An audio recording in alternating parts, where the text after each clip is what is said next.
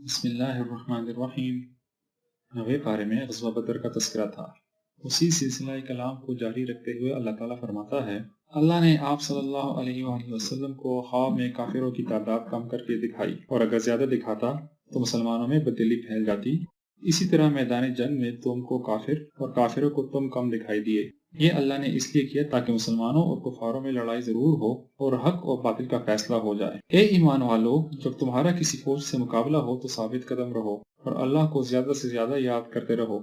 आपस में ना झगड़ो, खुदा और रसूल का कहा मानो। बाहम झगड़ोगे तो तुम्हारी ताकत कमजोर हो जाएगी और हवा उखड़ जाएगी। काफिरों को शैतान कहता था कि तुम गालिब रहोगे और मैं तुम्हारा हिमायती हूँ, मगर जब फौजें आमने सामने हुई तो वो मारिका हक और बातिल से ये कहते हुए फरार हो गया, मैं वो देख रहा हूँ जो तुम नहीं देख रहे, मैं तो अल्लाह से डरता हूँ। मुनाफिक और कमजोर ईमान वाले लोग कहते थे कि मुसलमान थोड़े हैं और धोखे में मुब्तला हैं, मगर अल्लाह पर भरोसा करने वाले मुसलमान कामयाब हो गए। इन मुनाफिकों का मौत के वक्त बुरा हाल होगा, फरिश्ते उनको गुरस मार रहे होंगे, ये उनकी बदआमालियों का नतीजा होगा। मुसलमानों, जहाँ तक हो सके और जिस कदर तुम्हारे बस में हो, काफिरों के मुकाबले में पूरी कुव्वत और असबाब से तैयारी करो, ताकि इससे अल्लाह के दुश्मनों और अपने दुश्मनों पर अपनी धाक बिठा दो, और उन दुश्मनों पर भी दाग बिठा दो जिनको तुम नहीं जानते मगर अल्लाह उन्हें जानता है।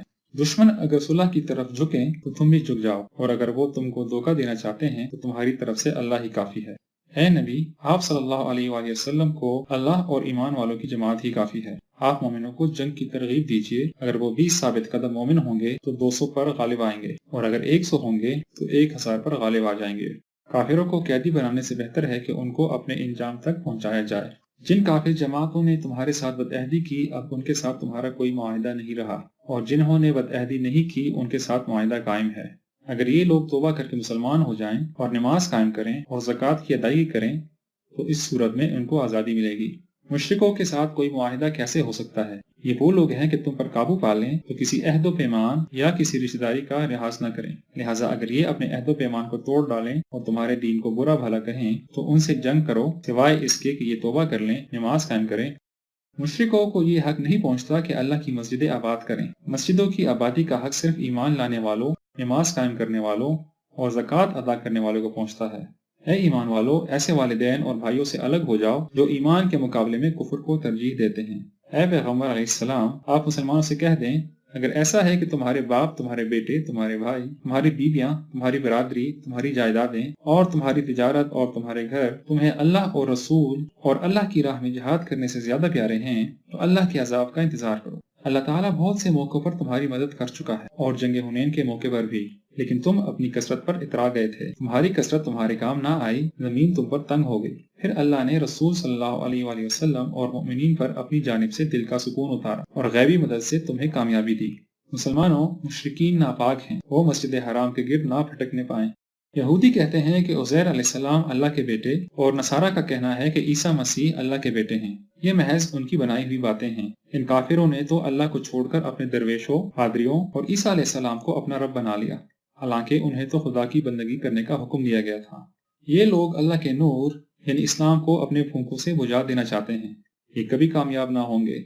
अल्लाह ने अपने पैगंबर को इसलिए तो भेजा है कि इस दीन को तमाम दूसरे अदियान पर गालिब कर दे। बहुत सारे उलमा और मशाइख ऐसे हैं जो लोगों का माल नाहक खाते हैं, लोगों की सही रहनुमाई नहीं करते और सोना चांदी जमा करते हैं और अल्लाह की राह में उसे खर्च नहीं करते। यही सोना चांदी क़यामत के दिन तपा कर उनके जिस्मों पर दागा जाएगा और उनसे कहा जाएगा, यही तुमने अपने लिए जमा कर रखा था। मुसलमानों, तुम्हें क्या हो गया है जब तुमसे कहा जाता है कि अल्लाह की राह में कदम उठाओ तो तुम्हारे पांव बोझल हो जाते हैं। अगर तुम पैगंबर का साथ देने में सुस्त रवि करोगे तो अल्लाह तुम्हें दर्दनाक अजाब में गिरफ्तार कर देगा और तुम्हारी जगह कोई दूसरी कौम खड़ी कर देगा और तुम उसका कुछ ना बिगाड़ सकोगे। अल्लाह सब कुछ करने पर कादिर है। क्या तुम आखिरत के मुकाबले में दुनिया की जिंदगी पसंद करते हो? हर हाल में अल्लाह की राह में निकलो, जैसी कुछ तैयारी भी हो सके उसके साथ निकल खड़े हो, यही तुम्हारे हक में बेहतर है।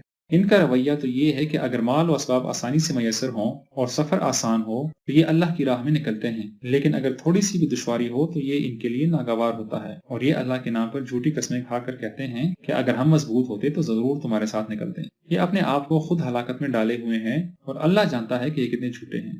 आप सल्लल्लाहु अलैहि वसल्लम ने इन बहानाबाजों को जंग से पीछे रह जाने की इजाजत दे दी तो इससे सच्चे और झूठे होने की आजमाइश ना हो सकी, مگر اللہ اور آخرت پر ایمان رکھنے والے کبھی اجازت نہ مانگیں گے۔ اگر یہ آپ کا ساتھ دیتے بھی تو شرارتیں کرتے، فساد ڈلواتے اور آپ کی جاسوسی کرتے۔ آپ کی بھلائی ان کو بری لگتی ہے، اور اگر کوئی مشکل پیش آئے تو یہ خوشیاں مناتے ہیں۔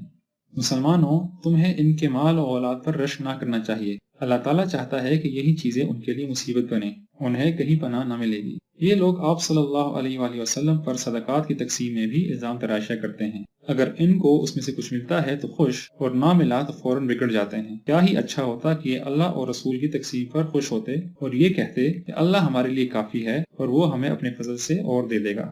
صدقات، زکوٰۃ اور خیرات مندرجہ ذیل لوگوں کو دی جا سکتی ہیں: مفلس، محتاج، کارکنان زکوٰۃ، تالیف قلب میں، غلاموں کی آزادی میں، قرضداروں کے لیے، اللہ کی راہ میں، اور مسافروں کو۔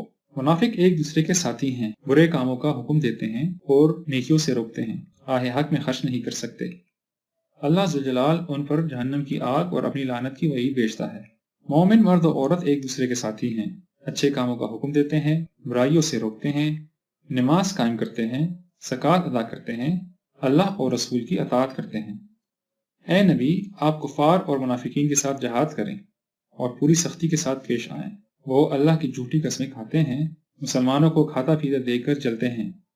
یہ لوگ اللہ پاک سے پختہ وعدہ کرنے کے بعد بھی بخل سے باز نہیں آئے۔ آپ ان کے لیے بخشش مانگے یا نہ مانگے برابر ہے۔ ان کے لیے 70 بار بھی بخشش مانگے تو اللہ تعالیٰ انہیں نہ بخشے گا۔ جہاد سے جی چرا کر پیچھے رہ جانے والے منافق خوش نہ ہوں۔ دنیا میں تھوڑا ہنس لیں، آخرت میں انہیں بہت رونا ہوگا۔ اگر ان منافقوں میں سے کوئی مر جائے تو ہر کس اس کی جنازے کی نماز نہ پڑھیں۔ انہوں نے اللہ اور رسول کا انکار کیا ہے اور یہ نافرمانی کے عالم میں مرے ہیں۔ بعض لوگ آپ صلی اللہ کی خدمت میں حاضر ہوتے ہیں کہ انہیں جہاد سے مستثنیٰ قرار دے، جبکہ رخصت صرف بیماروں کے لیے ہے یا وہ جو جہاد کے اسباب اور سواری نہیں رکھتے۔